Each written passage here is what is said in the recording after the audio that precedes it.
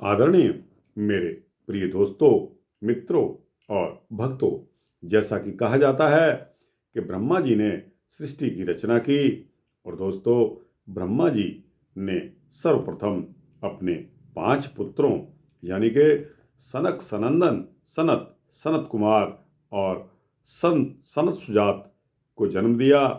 दोस्तों ये पांचों ही ब्रह्मा जी के मानस पुत्र हैं और इनके बारे में क्या वृतांत है दोस्तों, इस पर एक नज़र डालते हैं।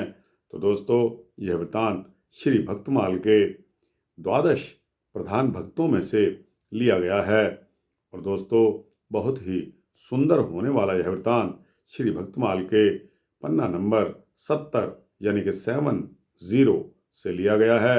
आपको बहुत अच्छा लगेगा और दोस्तों बिना समय गवाए इस वृतांत को शुरू करने में आपकी इजाज़त चाहता हूँ, लेकिन इस शर्त के साथ कि आपको यह वृतांत अंत तक सुनना पड़ेगा और यह एक सूक्ष्म वृतांत है जो कि ज़्यादा से ज़्यादा 7-8 मिनट का होने वाला है। अतः आपसे विनती है कि बने रहिए मेरे साथ इस वृतांत के अंत तक। तो दोस्तों श्री सनकादि जी के नाम से यह ब्रह्मपुत्र बहुत ही मशहूर हैं और इसी नाम से सनकादि जी के नाम से यह वृतांत श्री भक्तमाल में दिया गया है।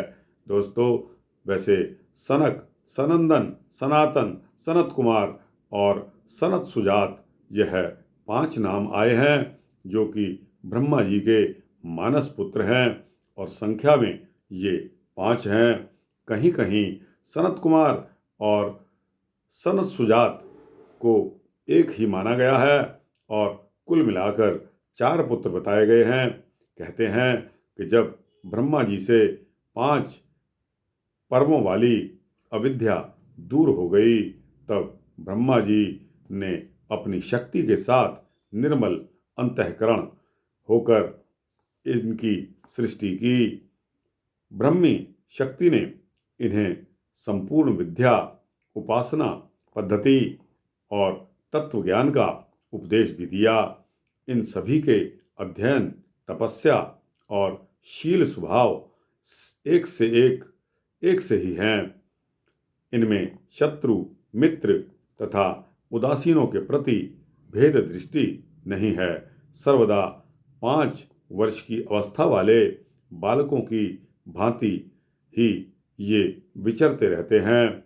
संसार के द्वंद्व इनको स्पर्श नहीं कर पाते।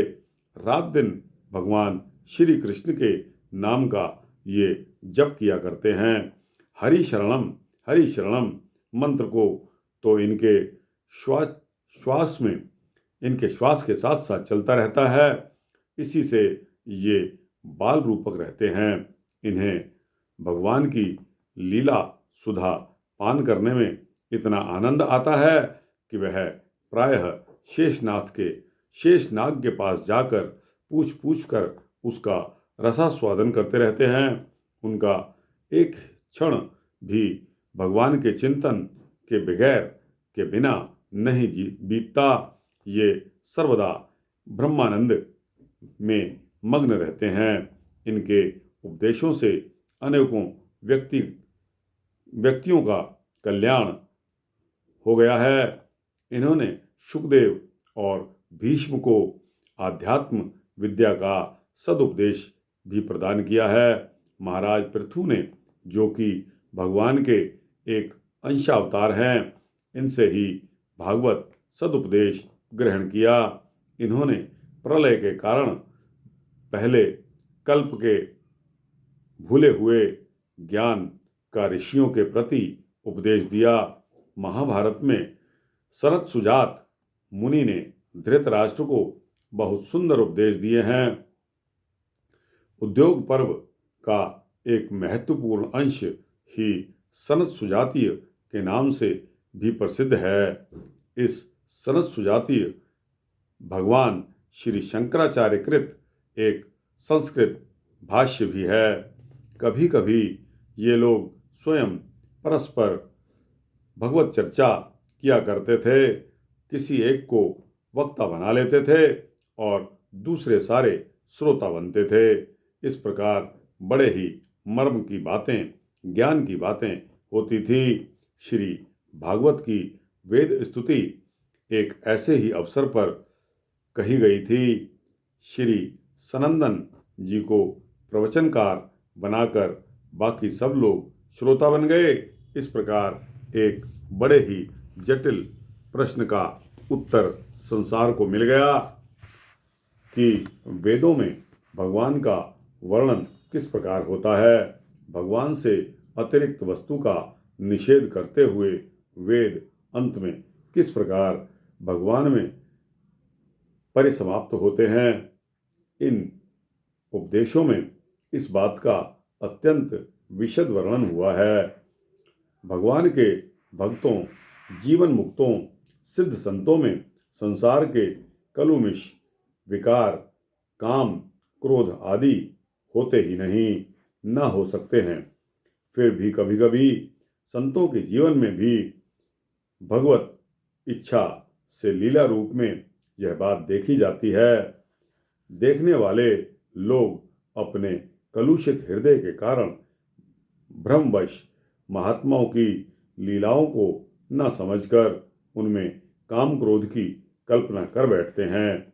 उनको इन लीलाओं के द्वारा जगत की हानि न होकर लाभ ही होता है। इनके संबंध में भी पुराणों में एक ऐसे ही प्रसंग का वर्णन आया है।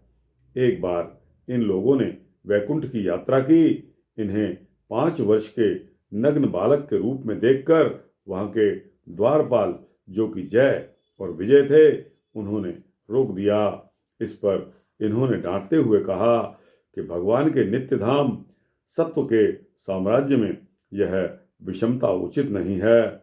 तुम दोनों के मन में कुछ गर्व और कपट आ गया है, नहीं तो भगवान के सबके लिए खुले हुए समधाम में भला ऐसा कैसे हो सकता है। तुम हम पर शंका कर रहे हो। इस एक रस धाम में तुम दोनों ने पेट के कारण होने वाले सांसारिक भेदभाव को स्थान दिया है, इसलिए शीघ्र ही यहाँ से गिर जाओ। यद्यपि संतों में इस प्रकार का आवेश होना असंभव है, फिर भी भगवान की ऐसी ही इच्छा थी। वे इन्हीं मुनियों को निमित्त बनाकर जगत में आना चाहते थे। कहाँ तो उनका स्थान और दर्शन इन मुनियों के लिए भी अगम्य था, और कहाँ वे बंदर भालू आदि के लिए भी सुलभ हो गए। भगवान गांव के ग्वालों के बीच में आए, इन मुनियों को निमित्त पाकर अपने को सुलभ कर दिया। भगवान ने स्वयं आकर इनकी स्तुति की, ब्राह्मणों की महिमा गाई, प्रसन्नता प्रकट की।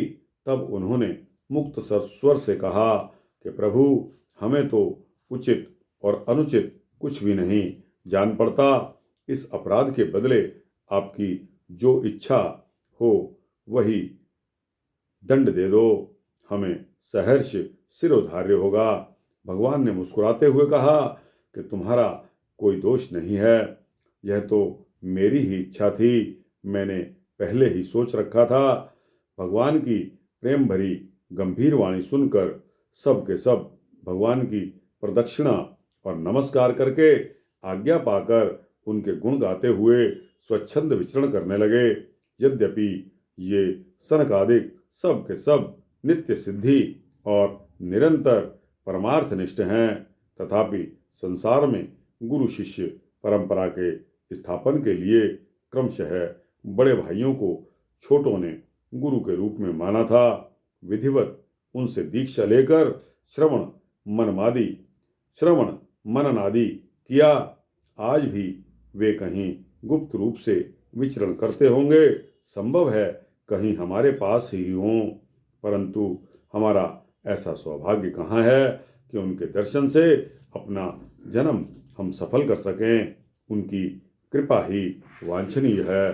तो दोस्तों, यह श्री सनक आदि जी के बारे में आपको सूक्ष्म वृत्तांत सुनाया, जो कि श्री भक्तमाल के द्वादश प्रधान भक्तों में से लिया गया है और श्री भक्तमाल के पन्ना नंबर 70 पर मौजूद है। आपको कैसा लगा?